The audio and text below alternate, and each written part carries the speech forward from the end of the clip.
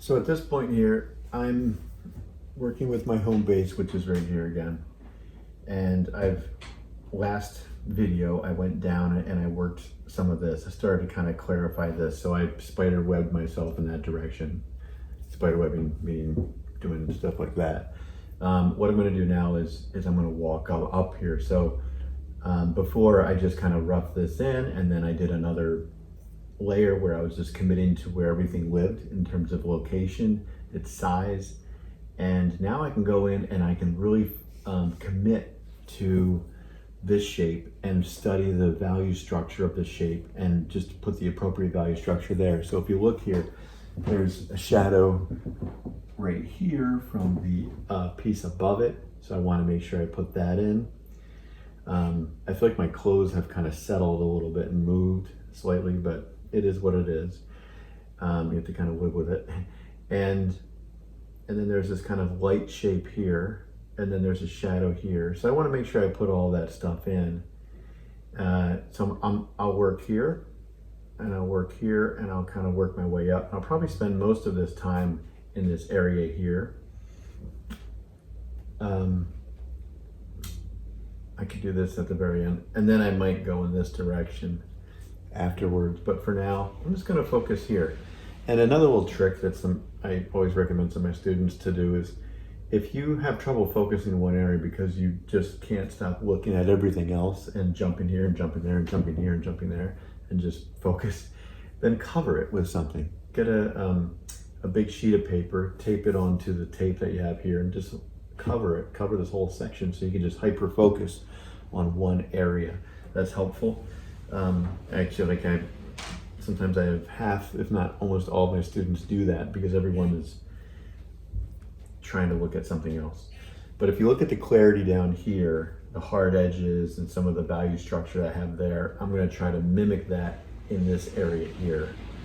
And then eventually that can be considered finished. I'll probably do one round here, meaning that I'm just going to go over and start to look at the individual structures. The nice thing is I don't have to redraw this that much.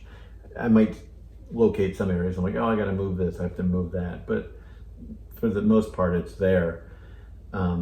And I can just focus on the value structure of the shapes that exist there. And then once I finish that round, that layer, then I can just go back in and do some final touches. And then that's done. So if you think about it, I might hit this 4 times. I know I said in previous videos you might hit it 15 times, but generally, hopefully, it's just 4 layers. All right, I'm going to stop the video and go to time lapse.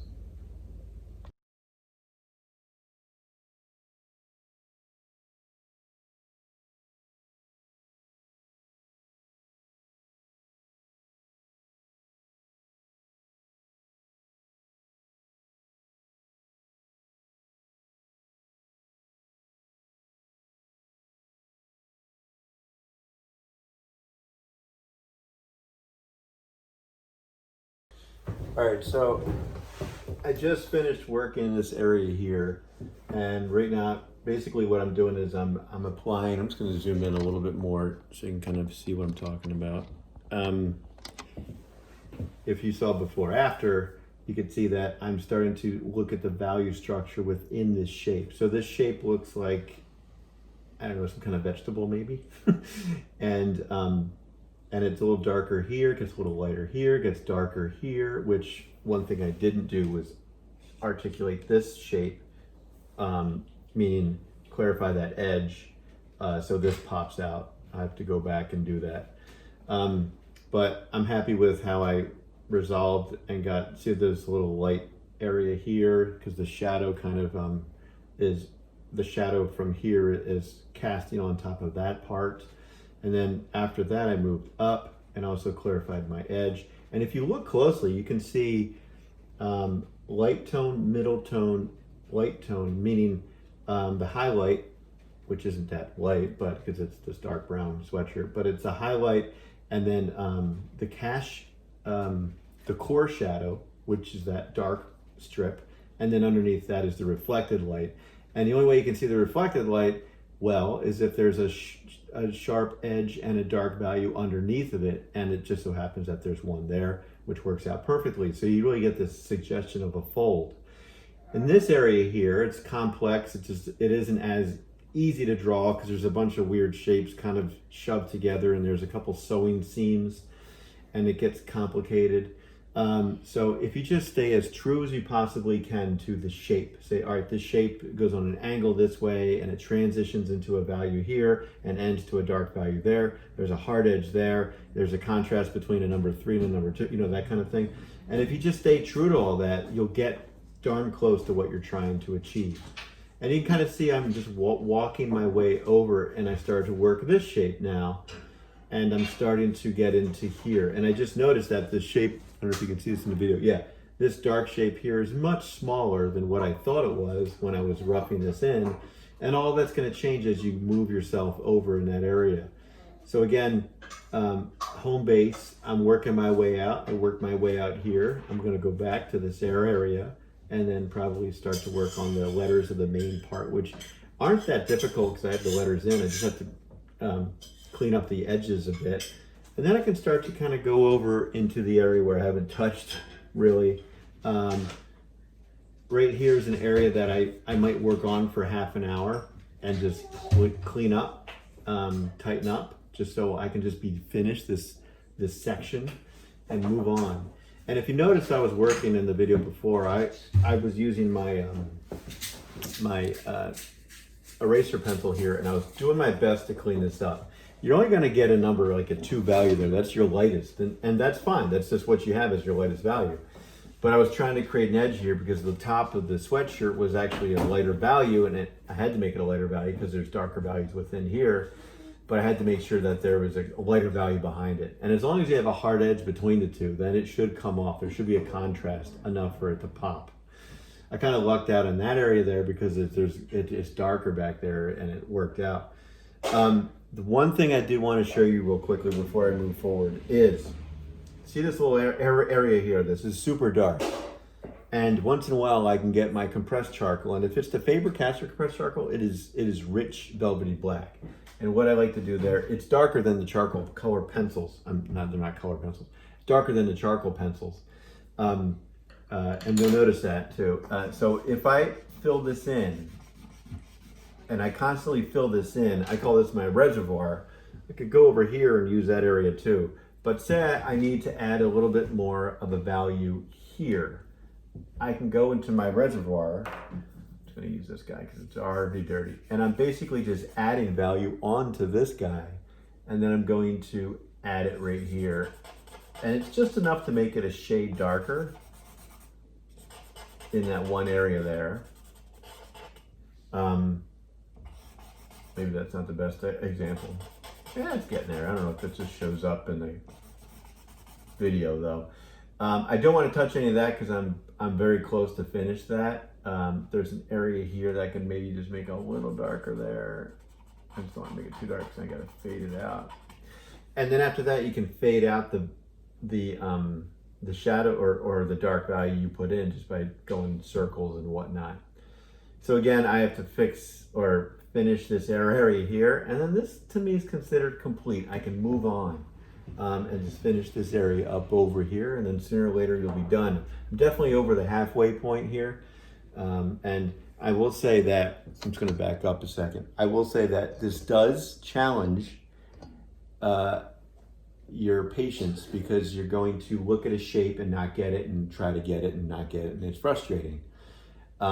But it really forces you to critically think because you're focusing so much, and it does drain your energy a bit. So I recommend maybe an hour, 2 hours max of drawing when you're doing this fine-tuned work, and then come back to it. Come back to it either if you can come back to an hour or two later, great. You can come back to it later in the day or the next day. You're refreshed, you're ready to take it on. Just don't wait too long because you got to you'll forget where you are and you'll forget what you're doing. You kind of lose your momentum. But it's nice to take breaks because you need to let your brain kind of reboot. All right, well, hopefully that helps you out. See ya.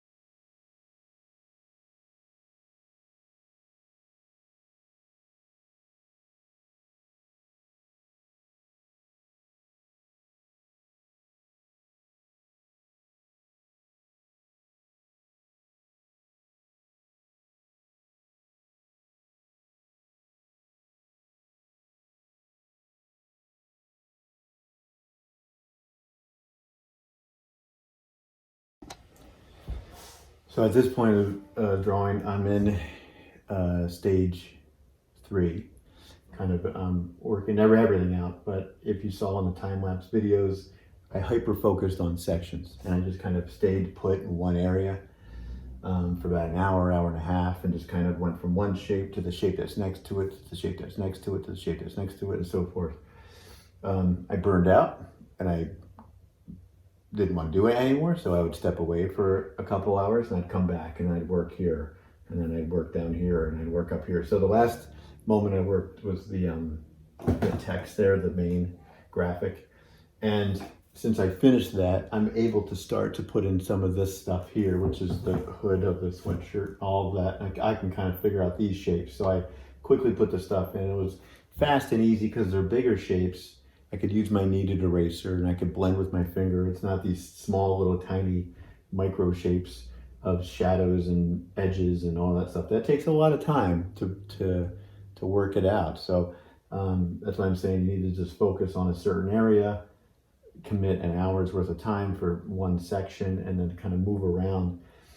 But in order for me to do any of this, I had to finish this. I had to find out where the M was and all these letters before I put any of the other information in. Now that I have this, I can go this way and this way down, and basically I'm almost complete. I just have to finish that sock there, and how it meets in. That's going to be complicated, and then how it meets into all the folds here. But to be honest, I'm done most of the difficult work.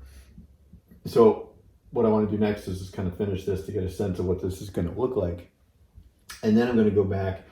I quickly roughed this in down here. I didn't really go too far into detail, so I'm going to go back to that and just do a quick round there. And then I'm going to finish it off here. I think the curl of this goes above the edge. It doesn't go off the paper, so it kind of goes here and then in. So I have to work that, and I have to work that sock there. And I have to fade or just make some adjustments here. Other than that, it's coming towards the end of the drawing. And I can always go back in and clarify and tighten things up. If there's any opportunity, for example, an area that is high contrast, like where the sock, the sleeve meets that thing behind it, which is a nice high contrast of dark white, emphasize those. Those are the areas that your eye is going to grab onto and understand quickly, and then it's kind of an area where you can anchor into, sink your teeth into visually, and then move around the drawing. So those areas you really want to clarify. If there's an area that has an opportunity of a hard edge and a high contrast, or a range of contrast, dark and a light, high contrast, make sure those edges are really crisp and clean. Do not have that area fuzzy. It's really important. Make sure all of your edges that are supposed to be crisp. It's kind of like if you have an image that's out of focus and you're slowly bringing it into focus, it's kind of what you're doing now. So we're at the tail end of bringing it into focus. And then I'll start to work this side. I'll time lapse some more and talk to you later.